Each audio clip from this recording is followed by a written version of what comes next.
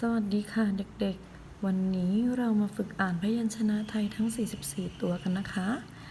ถ้าเด็กๆพร้อมแล้วมาฝึกอ่านตามครูกิ๊กเลยนะคะ กอไก่กอ ขอไข่ขอ ขอขวดขอ คอควายคอ คอคนคอ คอระฆังคอ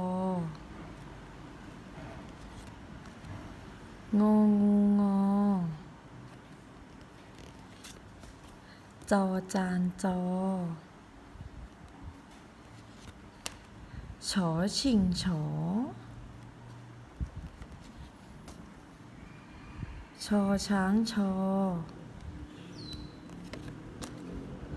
ซอโซ่ซอ ชอเชอชอ ยอหญิงยอ ดอชดาดอ ตอประตักตอ ถอฐานถอ ทอมันโททอ ทอผู้เท่าทอ นอนีนอ ดอเด็กดอ ตอเต่าตอ ถอถุงถอ ทอทหารทอ ทอธงทอ นอหนูนอ บอใบไม้บอ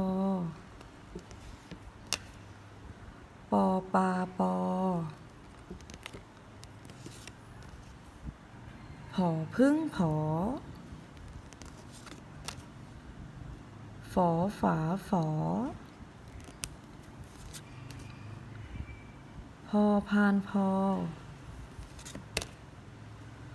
ฟอฟันฟอ พอสำเภาพอ มอม้ามอ ยอยักษ์ยอ รอเรือรอ ลอลิงลอ วอแหวนวอ สอศาลาสอ สอฤาษีสอ สอเสือสอ หอหีบหอ รอจุฬาลอ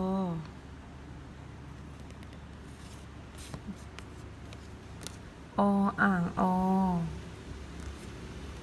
หอนกฮูกฮอ ให้เด็กๆนะคะฝึกอ่านเป็นประจำทุกวันนะคะ สวัสดีค่ะ